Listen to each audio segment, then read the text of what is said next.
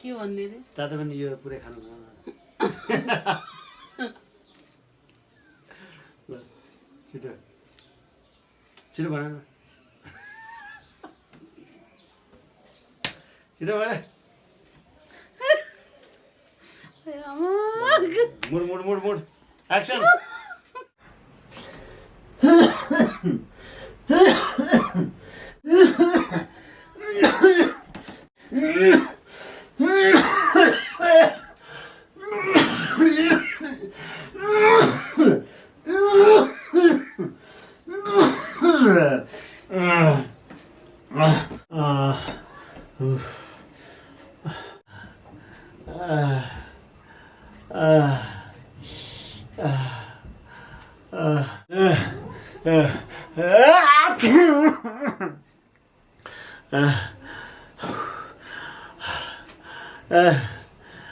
राधिका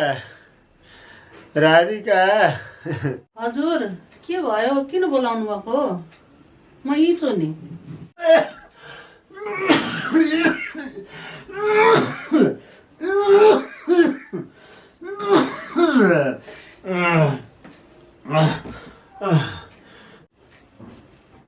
ज्वरो आएर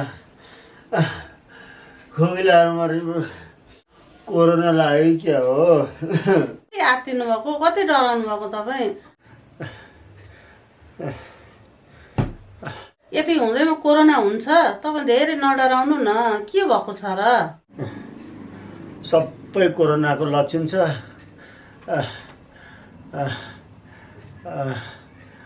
खोकी लाग्ने ज्वरो आउने सास फेर्न गाह्रो हुने सबै कोरोनाको लक्षण होइन त यो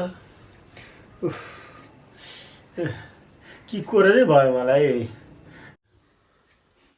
लौ न एकचोटि अस्पताल जाउनु मलाई अस्पताल लाउँदैन बुढी नत्याउनु न मलाई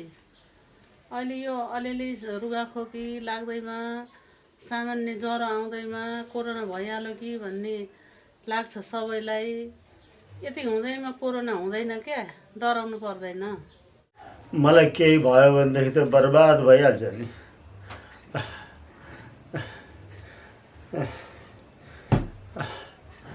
बरु एकचोटि अस्पताल पो जाने हो कि टाउको पनि कता हातेको छ चट चट चट चट चट चट दुख्छ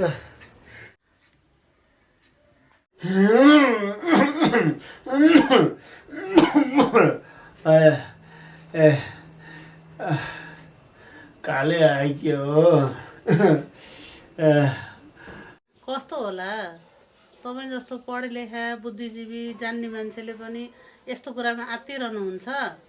कुरो बुझेर के गर्ने कतै कोरोना लागिहाल्यो भनेदेखि त जिन्दगी चट भएन सामान्य रुगाखोकी लाग्दैमा ज्वरो आउँदैमा अस्पताल नआउनु भने सुन्नुभएको छैन तपाईँले यस्तो बेलामा त अन्य बिरामीलाई हस्पिटलमा ठाउँ दिनुपर्छ कोरोनाका बिरामीलाई ठाउँ दिनुपर्छ बरु हामीले त घरमै बसेर सिटामोल खाने तातो पानी खाने सरसफाइमा ध्यान दिने यस्तो गरेर बस्नुपर्छ हुन त हो डाक्टर अस्पताल सबै कोरोनाको बिरामी आउला भनेर सचेत भएर बसेका छन् यही बेला आफूलाई यस्तो भयो के ल तपाईँलाई चित्त नबुझे म एकचोटि ज्वरो हेर्छु नि त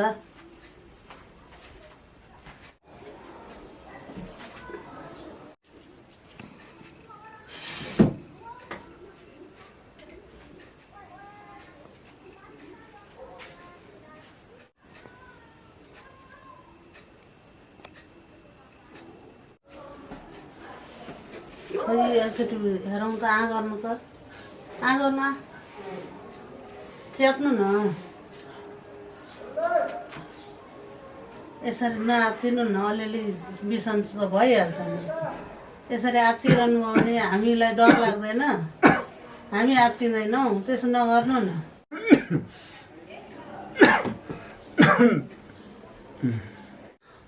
धेरै नआत्तिनु न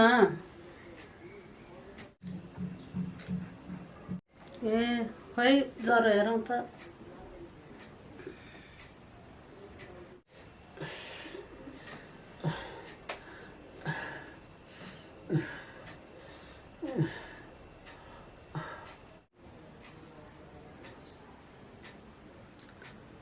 ए 100 पनि नागेको छैन नडराउनु 102 भन्दा माथि गयो भने मात्रै डराउनु पर्ने हो अहिले आत्तिनु पर्ने केही पनि छैन त्यस्तो ल एकछिन तपाईँ चुप लाएर बस्नु है म अलिकति तातो पानी लिएर आउँछु तपाईँ बसिरहनु है त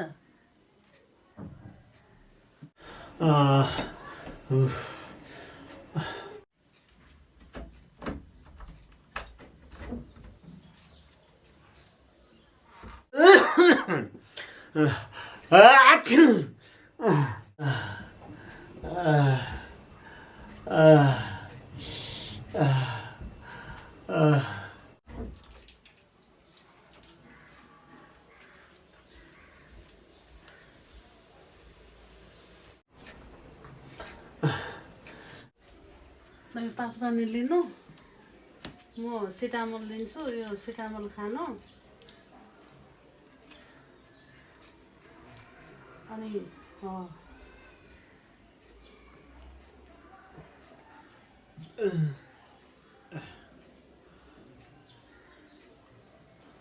यो खाएपछि एकछिन आराम गर्नु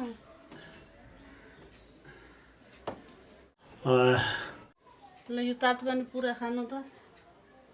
तातो पानीले फाइदा नि गर्छ सबै खानु सबै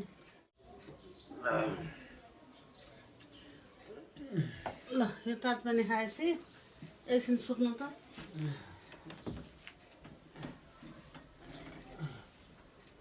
ल एकछिन आनन्दले सुत्नु तपाईँलाई एकैछिन ठिक हुन्छ ल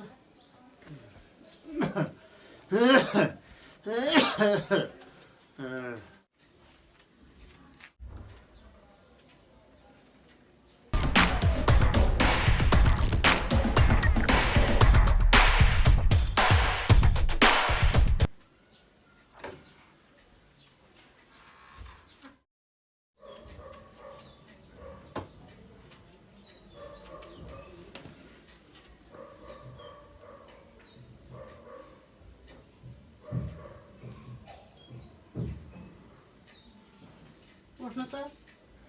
उठ्नु न उठ्नु न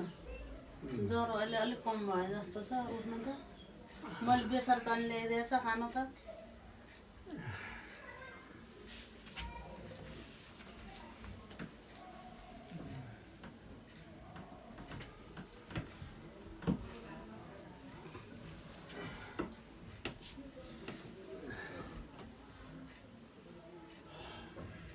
बेसार पानी खानु त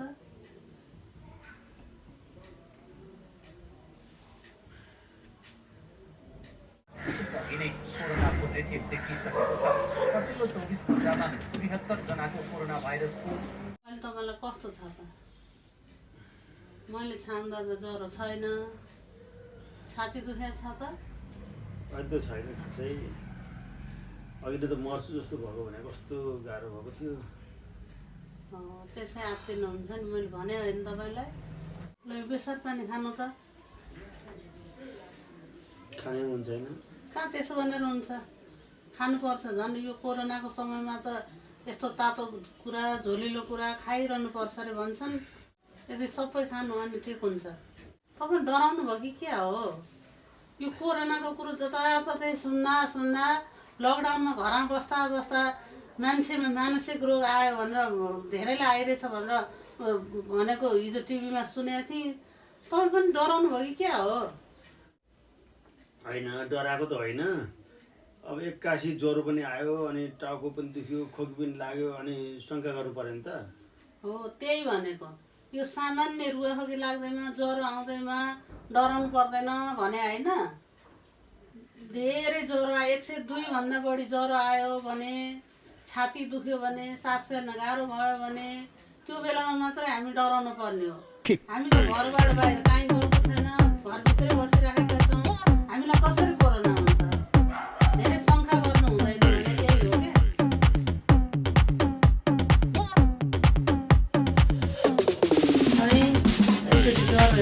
ज्वरो फेरि भन्दा के अर्थ कार्य हो होइन यहाँ लुचुक्क नाम त्यस्तो बेला हो यो हाल्नुपर्छ क्या